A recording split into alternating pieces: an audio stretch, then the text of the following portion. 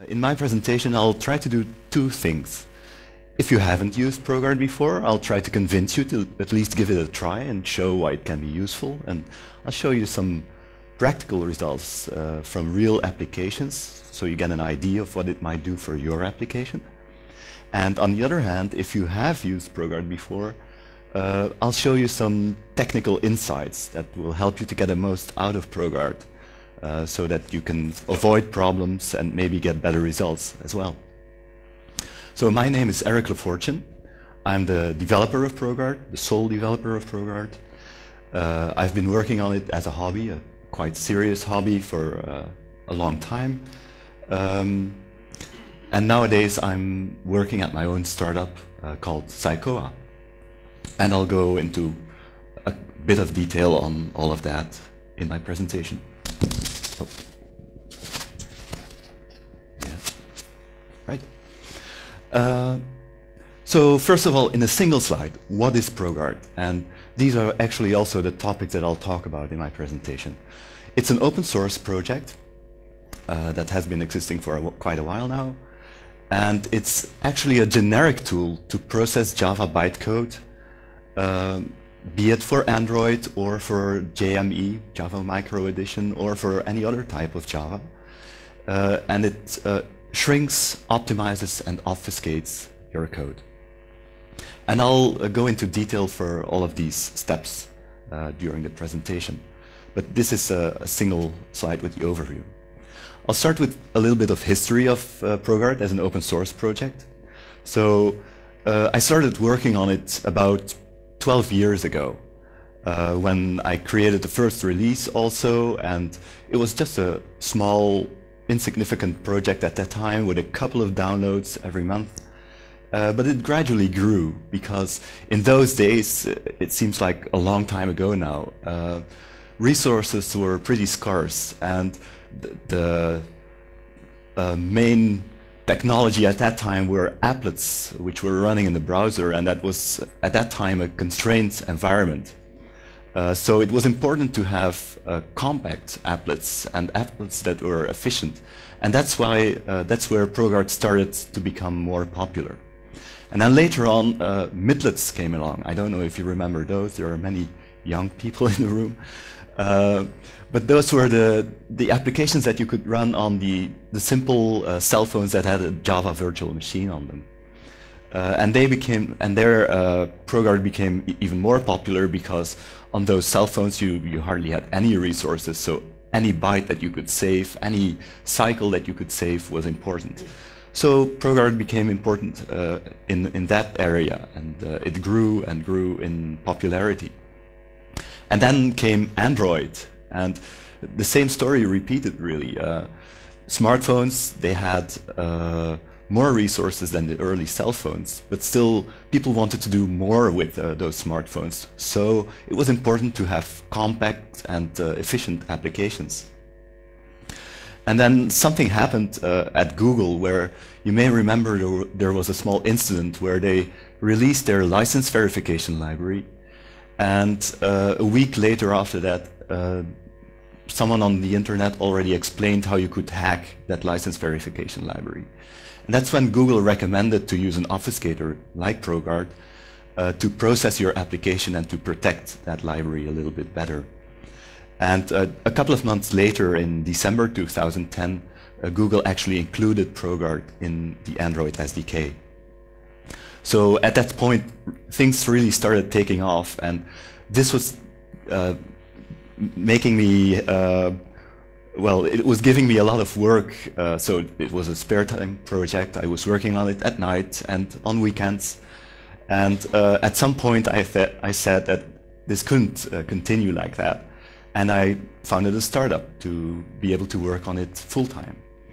And nowadays I'm working on it in the daytime, but as I always say, also in the evening and on weekends. So in that sense, not much has changed over time.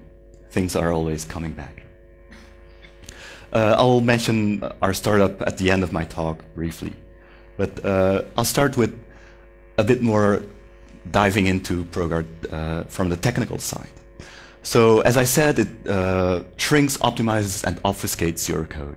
And these are actually three distinct steps that are done subsequently to that are applied subsequently to your code.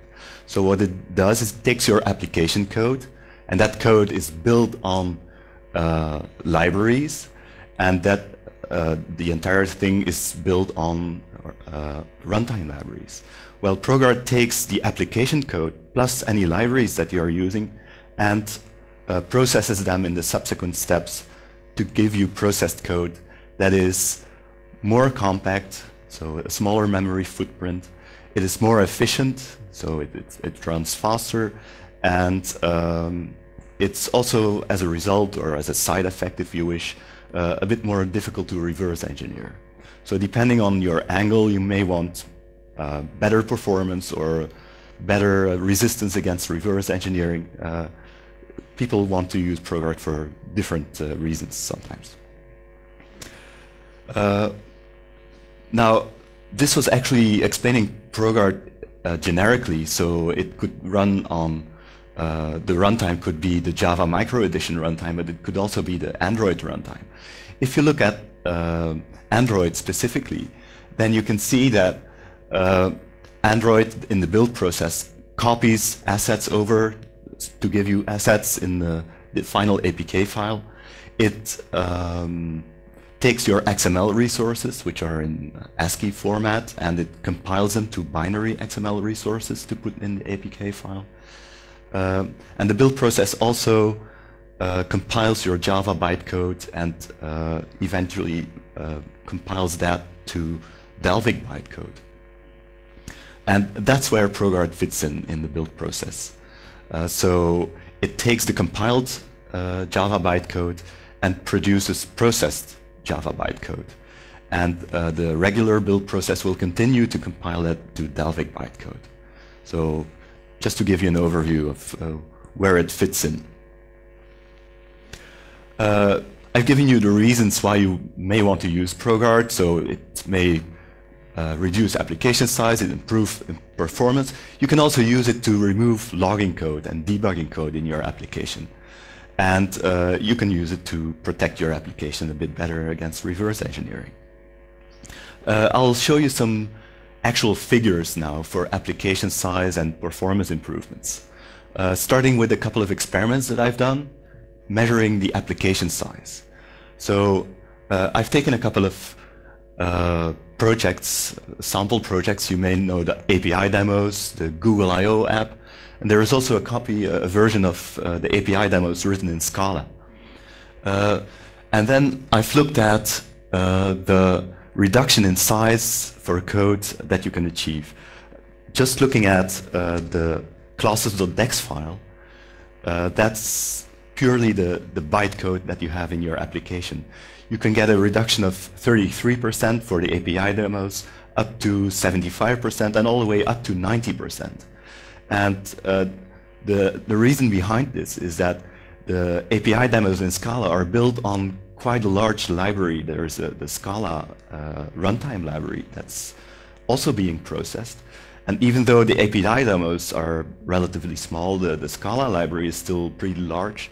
And that's where ProGuard comes in, and it removes all the parts that aren't used in that library so that you end up with an application that's a lot smaller.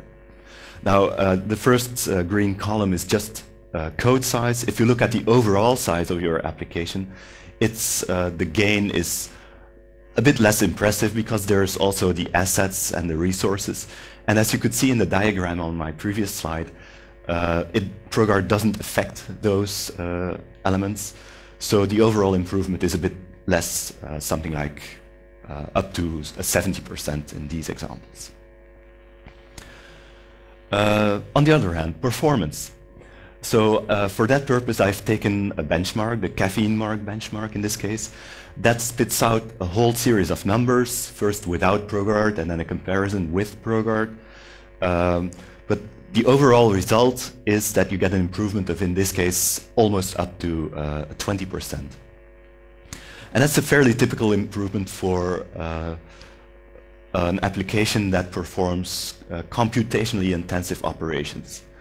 I've picked this benchmark very carefully, as people usually do, because if you would measure something like I/O performance, or if you measure GPU performance, you wouldn't see any improvements because ProGuard doesn't affect that part of the code. But if you look at computationally intensive code, you get an improvement of something like a 20%. And that's fairly typical.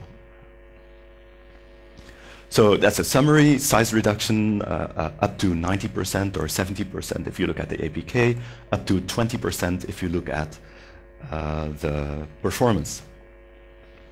So hopefully that has convinced you that you might see what ProGuard can do for your own application. And it's actually quite easy to try that out. ProGuard is integrated in the SDK, and it's just a matter of removing that small red hash mark, that comment sign, from a line that's already in the project.properties file, and ProGuard will be enabled in your on builds and in your Eclipse builds. It'll only be applied on release builds, not on debug builds.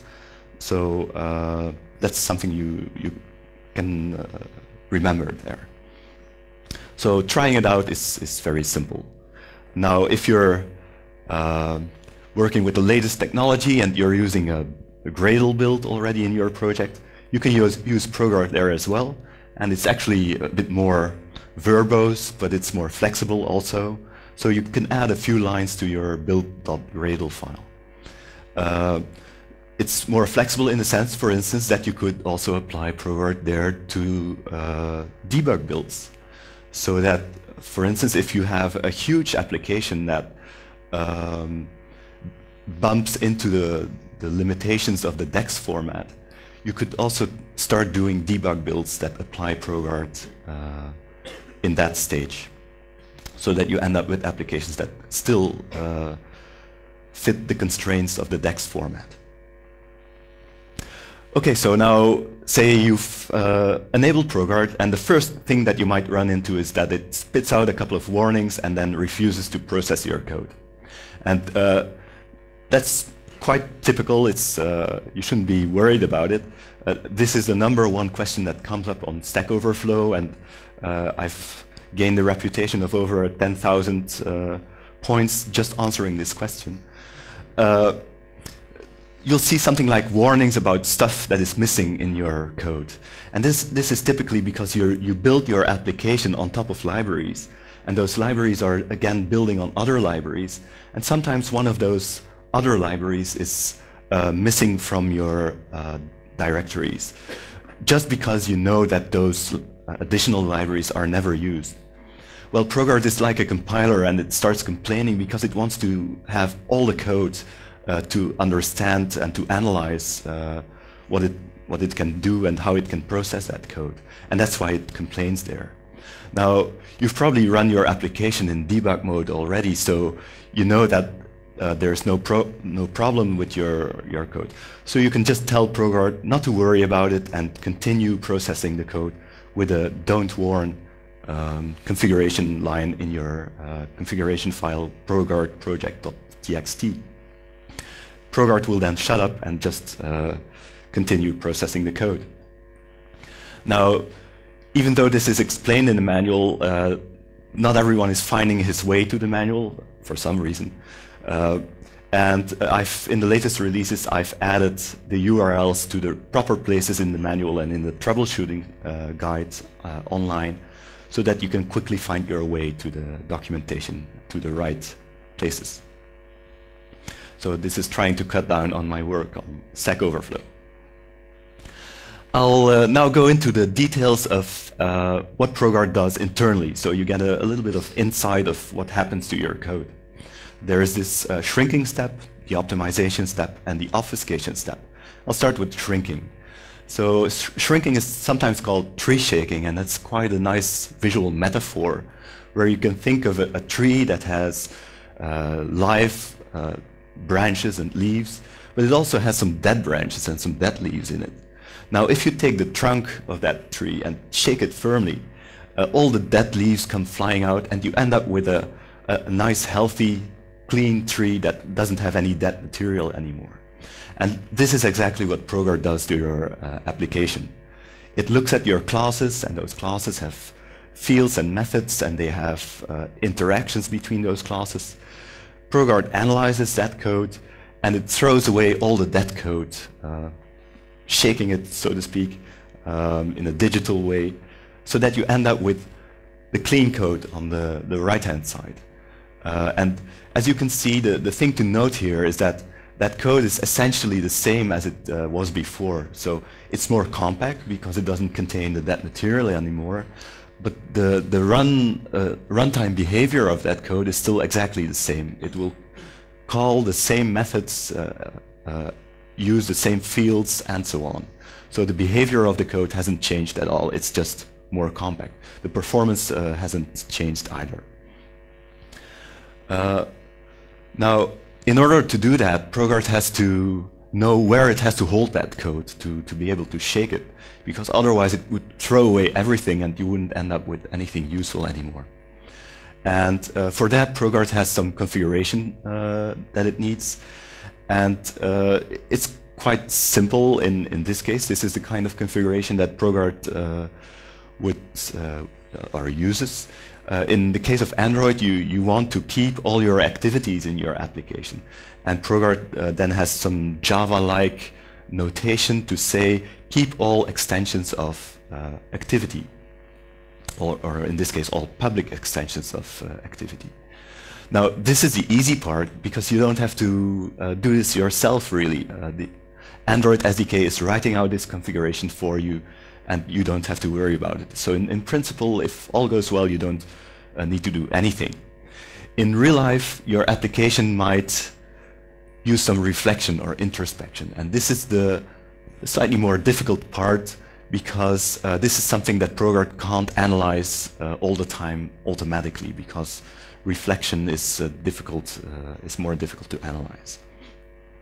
And what you have to do then is tell ProGuard to keep certain classes and maybe fields and methods that your application accesses by reflection, so that they remain in your application and they keep the same name, so that if you use the reflection on them, everything still works.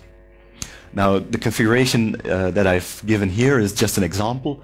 It's probably some of the most complex configuration that you might ever need. It tells ProGuard, in this example, to preserve all the fields and all the methods that have certain annotations in your code. In this case, for juice and robo-juice, which uses annotations heavily. So with just these simple lines, once you have them, you don't have to look back to them. Your application can be processed and you can continue developing. So it might be a bit of work to find this configuration, but once you have it, you don't need to worry about it in general. Okay, so that was the shrinking step. The second step was optimization. And at this point, ProGuard is much like an optimizing compiler with all these techniques that it can apply, and it gets quite technical there, and I won't go into the details of those. But what I will do is show you a couple of examples. I'll show you 2 examples, starting with my favorite one. This is an example where I have this small piece of code. It's not exactly clear what it does. It's not really important either. But there's a compute answer method. It has a couple of arguments. It does some tests on the arguments, and it recursively calls itself with some different arguments. And that method is also invoked once with constant arguments at the top of the slide. Now, the first thing the optimization step will do to this code, analyzing it and looking where it can find some optimizations, it will notice this tail recursion, and it will replace that by an iterative solution. So the code at the bottom is equivalent to the tail recursive call, but it's simplified. So if the code terminates, then the result of that code will be the same. At this point, it's not clear what is happening at all. The code has become a bit more complex, but ProGuard will perform a data flow analysis, or let's see. Oh, No, not yet. It won't perform a data flow analysis. The first thing it will notice is that there's just a single invocation left of the method. And this invocation, in this case, has all constant arguments.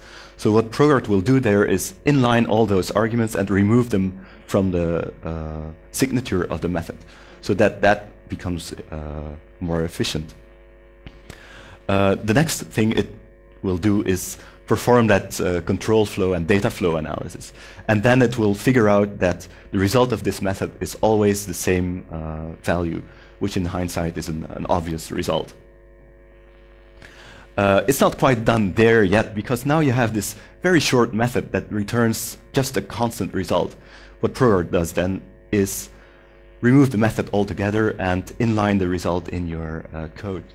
So it's a bit of a contrived example, but it shows a couple of techniques that ProGuard does. And this is my favorite example because this was kind of a milestone in the development of ProGuard, where I was working on it and I was testing this tail recursion and I was trying to look at the resulting method in the code. And when I looked at the processed code, the method had gone altogether. And I thought there was a bug in the code somewhere. I was looking where the method had gone. And it was just that ProGuard had outsmarted me and it had removed the method because it was no longer necessary in my test case.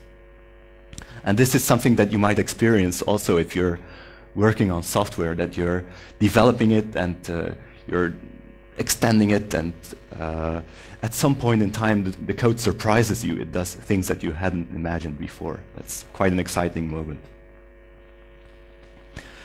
And this is a second example, and I'm showing this because it's a new feature that's in the latest version of ProGuard, which was released just a couple of weeks ago, version 4.11, where you start with an enumeration with just 3 constants, and that enumeration is being used in a method, in a switch statement in that method, and that method is being called all the way at top a single time with a single invocation, with also one of the enumeration constants. Now, this code looks pretty harmless. It's quite complex, not complex, it's quite compact, and it's hard to imagine what kind of improvements ProGuard could apply here. But actually, if you start looking at what the compiler makes of this code, it's more like this. The enumeration clause is compiled to a clause that has a whole series of methods, and it has a number of static fields that create static instances of that class. It even has a field that contains an array containing all the constants. So there is some overhead that the compiler introduces, which is surprising if you're not aware of it. And more than that, there's this switch statement in the method in the middle. And this switch statement is actually compiled to a slightly more complex construct, and an entire additional synthetic class is generated for it. And again, that class contains a static field with some array in it, and it contains some initialization code and so on. So starting from this harmless code, you end up with something that almost explodes to something larger. Now, for ordinary environments on the desktop, on servers, it doesn't hurt that much. It's just a couple of bytes more, it's just a couple of cycles more.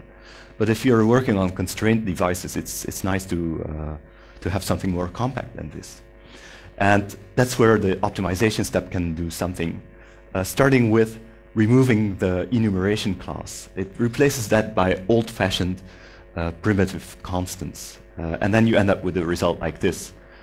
So the code, you can see, for instance, in the invocation, the enumeration has been replaced by a simple primitive constant. You're still stuck at that point with the synthetic clause that was created for the switch statement. And ProGuard will continue analyzing this, and this is pretty complex internally, but the result is quite simple. It will remove that class and end up with the simplest code that you would write without enumerations, just with simple primitive constants. And at that point, ProGuard isn't quite done yet. Just like in the previous example, it will evaluate that method because it has a single constant argument, and it will end up with a single line of code again in this case. Again, it's a bit of a contrived example, so this won't happen to your code, that it will be evaluated to a single line of code. That's not always possible. But it shows you how ProGuard does all these micro optimizations, so you don't have to do them. So you only have to care about the main flow of your application and about choosing the proper algorithms. You have to choose a quick sort instead of a bubble sort, for instance. But for all these small inefficiencies like getters and setters that might be in your code or in any of the libraries that you're using, ProGuard can step in and help you out there. So hopefully that has convinced you that optimization might help. How do you enable it? Unfortunately, it's not enabled by default. You have to change that line that I mentioned earlier in your configuration file, adding that optimize word, so referring it to a different configuration file. If you're using Gradle, same thing, you have to change it slightly and optimization will be enabled. Part of the optimization step is also removing logging code if you wish. If you want to do that, you have to tell ProGuard not to worry about any of the logging statements that are in your code. And there is a configuration directive for that. Assume no side effects. ProGuard will take your word for it and remove all the invocations of those methods from your code. So you can leave any logging code or debugging code just in your source code. ProGuard will remove that at the end when you release your application. Okay, so that was shrinking, optimization, and then there is obfuscation, the final step. And this is typical name obfuscation that ProGuard applies. Your application probably uses long names for classes and fields and methods, and what ProGuard will do is just replace all those long names by short, meaningless names. So that makes reverse engineering a bit more difficult. What it can also do is remove debug information from your code. So the code by default contains a lot of background information that's not really necessary for executing it, like line numbers, local variable names, and so on. So if you wish, it's all configurable, you can have those removed as well. I'll show you just a quick example. Imagine that you start with a class like this. It has really obvious names explaining what the different fields and methods might mean. If you apply ProGuard's obfuscation step there, you might end up with code that looks like this. And as you can see, the code is more compact, and it's also more difficult to interpret because those meaningful names are all gone. Okay, sometimes people say that they're only interested in optimization, not in obfuscation, or the other way around. Well, these processing steps are actually different sides of the same coin. If you apply optimization, then the code becomes more difficult to reverse engineer also. If you apply obfuscation, the application becomes more compact, so that's also a kind of optimization. What they both have in common is that they irreversibly remove information from your application. So there's no way going back after these processing steps unless you have background information on the application or you start analyzing it heavily. Then a small sidestep, a look into the future. What about Art? You may have heard of Art before. That's the new runtime that's in Android 4.4. It's still experimental and it's not enabled by default. But what happens there is that your development process doesn't change. You still write your applications and the application still contains Delphic bytecode. But once it's downloaded to the device, the Delphic bytecode is immediately converted to native code using the Art runtime. And at that point you might wonder, is it still useful to use ProGuard? And I don't have real figures to give to you yet, but my feeling there is that ProGuard can do a lot more on the desktop because you have more processing power there. And ProGuard also compresses your application so that Art has less work to do on that application when it's downloaded to the device. So my guess will be that it's still useful to save that initial compilation time, compress it down to the minimum possible. And also backtracking just briefly to the obfuscation step. The example that I showed you was a bit artificial because it contained all meaningful names, but it didn't access any of the Android runtime. And in this example, you have a couple of invocations of the Android runtime, and ProGuard can't change those names. The Android runtime uses those names, and ProGuard can't change them in your application either, because then it wouldn't run anymore. And those invocations might mean something to hackers who try to reverse engineer your code. So looking at the obfuscated class here, some names can be obfuscated and some names can't. Now, is there more you can do here to make it a bit more difficult to protect your application? The answer is yes, there's more you can do, and this is more the topic of a different presentation. It's never something that you can do perfectly. Nothing is unbreakable, but you can raise the bar against reverse engineering. ProGuard is one step, but you can apply techniques like string encryption, which means that you take the strings in your application and mangle them in some way using some simple algorithm maybe, so that the strings aren't there literally, but they're decoded at runtime. It's more like string obfuscation because the encryption or the decryption algorithm necessarily has to be in your code still. Another technique that's regularly recommended is reflection. So instead of calling these methods in the runtime directly, you can use reflection to call them. And then you can apply string encryption on the strings that are resulting from this reflection step. You can also apply dynamic class loading so that the code isn't in an obvious place, but it's loaded lazily. And there's a blog post from Google on the internet how you can load classes dynamically in Dalvik. You can also start using native code for sensitive parts of your code maybe, because native code typically is more difficult to reverse engineer than Java bytecode or Dalvik bytecode. You can encrypt data instead of leaving files in your application as they are. Or you could use DexGuard, and this is where I come to what I do nowadays in my startup. DexGuard is, as I'll show in this single slide, the way we get our income nowadays.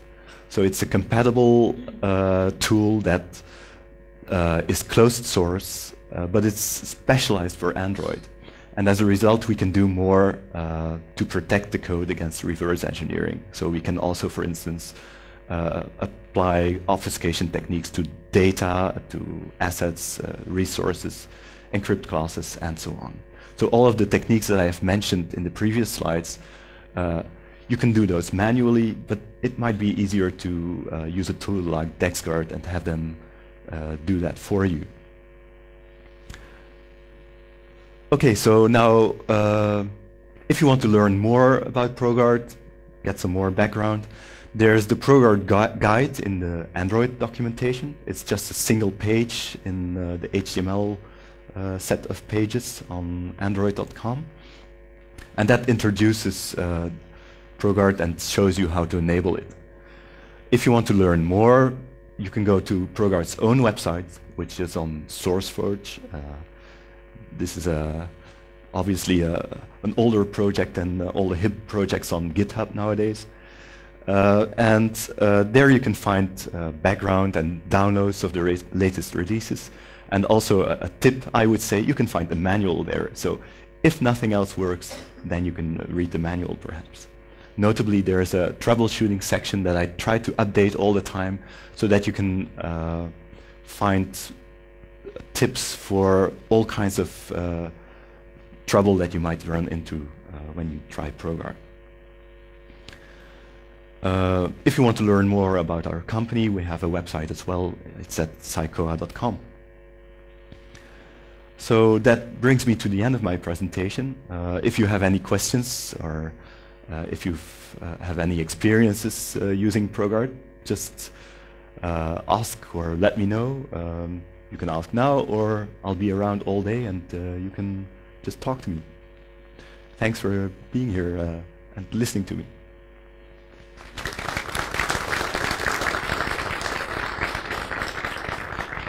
You had a question. Yeah.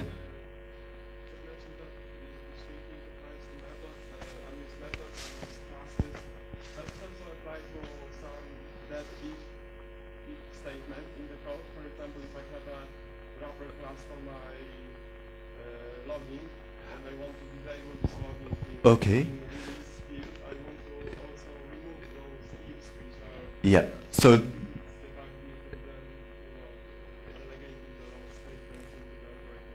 yeah. So the question is if the shrinking step also applies to if statements or other statements in your code. So as I mentioned, the shrinking step removes unused classes, methods, and fields from your code. The answer is the shrinking step alone doesn't do that. As I showed, the shrinking step actually leaves the runtime behavior of your code unchanged. So it won't change any of the individual bytecode instructions. It'll just look at entire classes, fields, and entire methods and remove those if it can determine that they are unused. It's only in the optimization step that ProGuard might notice that the condition of some if statements is always false or always true, and then it will optimize that code accordingly. So it will remove, for instance, that entire block if it's logging code with an if debug statement.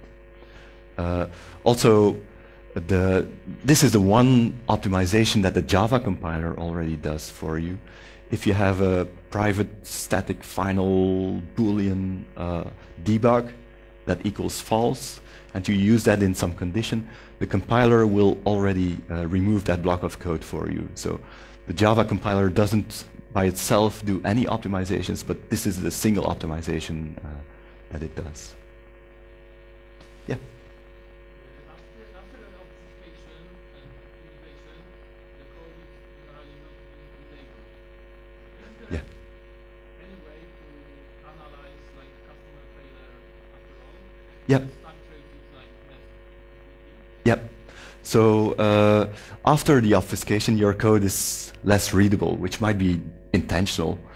But if you get a stack trace from a customer, then you have a problem because that stack trace contains all those names A, B, C, and it's pretty painful to debug that. Now, ProGuard has a system for that. It at processing time, the obfuscation step writes out your obfuscated code, but it can also write out a mapping file, and that mapping file contains all the original names and their mappings to the obfuscated names. Now, you don't want to distribute that file, but you want to keep it in case of any problems are reported with the application. And then you can revert that obfuscated stack trace back to the original stack trace with the original names. You could do that manually, but there is actually a tool that comes with ProGuard. It's called retrace, and you feed it the stack trace and the mapping file that you've kept around, and out comes the original stack trace as you would have seen it without obfuscation. Yeah. There are also some services that collect stack traces and error reports, and sometimes they, or often they have support for ProGuard and its mapping files already.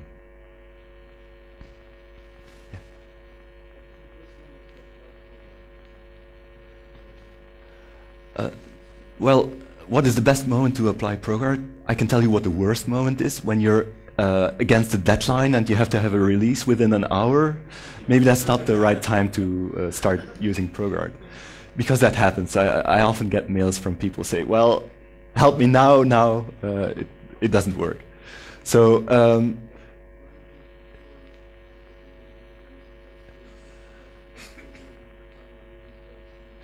Okay, yeah, yeah. So if you want to run it in integration tests or just for the final release version.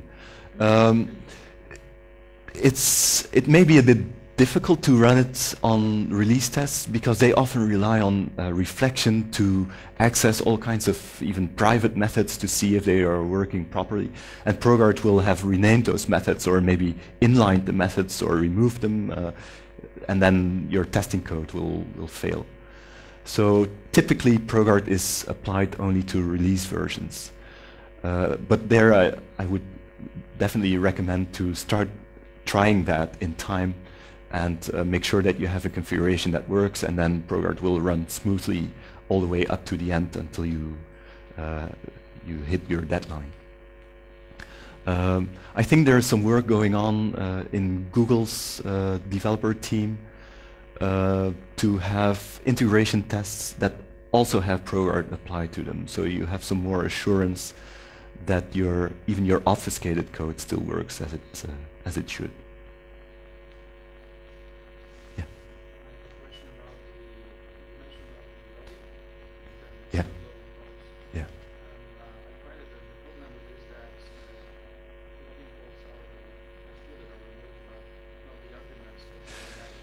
That's yeah. Yeah, yeah. If you have yeah, that's true. That's less than ideal sometimes. If you have constant string arguments in your logging code and you want to remove the logging code, ProGuard will remove the logging code, but also those string constants. But if you have more complex operations like just concatenating string constants with variable arguments and maybe even function calls, ProGuard might not be able to determine that that code isn't necessary either, so it might become too complex to analyze. And then the logging code is gone, but that additional code is still left behind somewhere. It doesn't have any side effect anymore, but it's still there. There have been some improvements in recent versions of ProGuard, so you might want to check again if you've checked this a while ago. But it's true that for more complex string concatenations, for instance, there might be some leftovers in the code. Yeah. The optimization is turned off by default. Yeah. Somehow that the optimization is dangerous. Dangerous, well, in a sense, historically, this is by far the most complex step that ProGuard performs. So that's also where most of the bugs are. And just to avoid any problems, Google is playing it safe and disabling it by default. But performance or reliability is improving all the time. ProGuard is pretty stable now, and I get occasional bug reports, but if there is something fundamentally going wrong, I put a high priority on it. So you can at least give it a try. If something breaks, then maybe you want to disable it, or maybe you want to reduce the number of optimization steps, which is 5 by default in the Android build, I think. So there is some risk, but if you test your application, then all should be well. You can be assured, I guess. Okay. Yeah.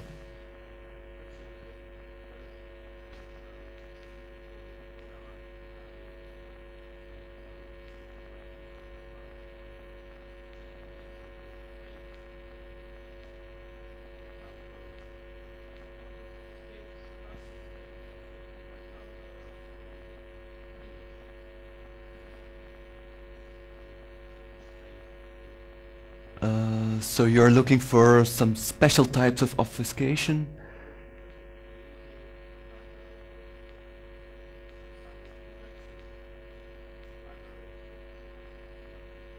Yeah.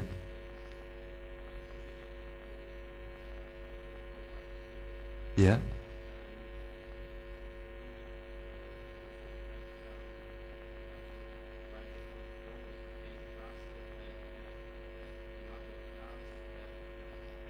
Yeah, yeah.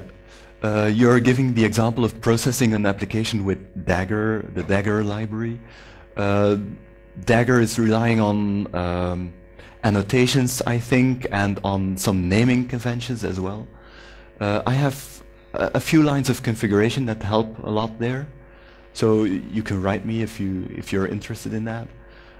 My experience is that I've never found an example of a library or a piece of code that couldn't be processed. It's just a matter of having the right configuration.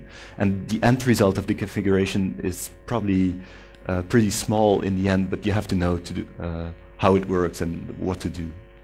So. Mm-hmm.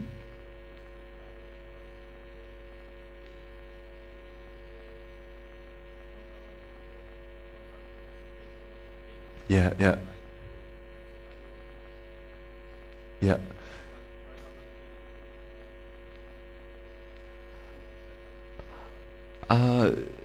Using a program, you mean, to configure ProGuard. You could, I guess, using APT pre-processing or something like that, you could have as a side effect possibly write out a ProGuard configuration file and then use that in your processing step. That would be a possibility. There are multiple ways to configure an application. What you're doing right now might be to conservatively preserve a lot of classes and fields and methods just to be sure that everything is kept that needs to be kept. But with a little bit of work, you can often tone that down to something that still allows the maximum optimization and obfuscation. So in the case of Dagger, just come to me and I'll look it up for you. But an alternative would be to have to let your build process dynamically write out a configuration file just tuned for whatever you need.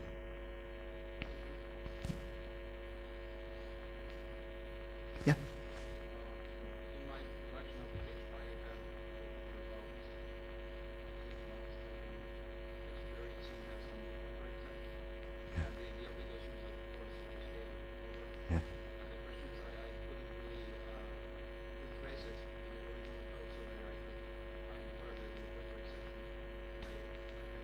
Yeah, yeah.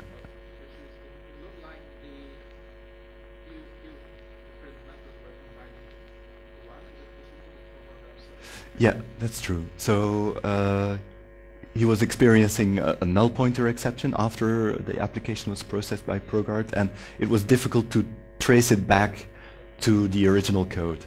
And one of the reasons there, I think, is that the optimization step can merge classes and it can inline methods into other methods, and then the stack trace is affected quite heavily. So then there's no longer a one-to-one mapping between the stack trace and the original code, and that's unavoidable in the optimization. Something you can do there is disable optimization, even if it's just for debugging purposes. And you can also disable individual optimization steps, so you can say don't inline methods, so you don't confuse stack traces, don't merge classes. That's something you can configure at a pretty fine level. Is there any chance to make the retrace process sometimes maybe not retrace, then to run obfuscated code, you can see some suggestions? Yeah, okay, that's a pretty technical detail where retrace might not be able to determine which method the name A corresponded to. The solution there is that you have to keep line numbers and source file names in your code. So line numbers, that's pretty harmless information, and retrace will use that information to figure out which method A exactly was meant in the stack trace. So this is explained in the manual. I would say that line numbers are pretty harmless in terms of information. I don't know anyone who would make any sense out of line numbers to reverse engineer much. So it's mostly a matter of size. By default, they're not needed, the line numbers, and ProGuard throws them away to get a more compact application, but you can keep them and make your own life a little bit easier. Okay, maybe last question because we're running out of time. You said that this was a pet project started, Yeah. so it was inspired by your job at the time, or you were doing No, it was just a hobby, but I take my hobbies quite seriously. So it's an open source project, like many of you have open source projects, and it's a bit unusual in the sense that I'm the only developer of it. But it's, I think it has the ingredients that a successful project has, in that you do something that you're passionate about, and you persist also doing that. And in this case, there was a lot of luck. I couldn't foresee that Android would be big at this time, because Android didn't exist when I started with ProGuard. But it's a matter of passion, really, and it's something that I've always had. I like to take things apart and then put them back together. I'm not very good at making mechanical things, but taking code apart and then putting that together, that seemed like a nice solution for me. Yeah. I think all the keynotes or all the presentations will be available, yeah.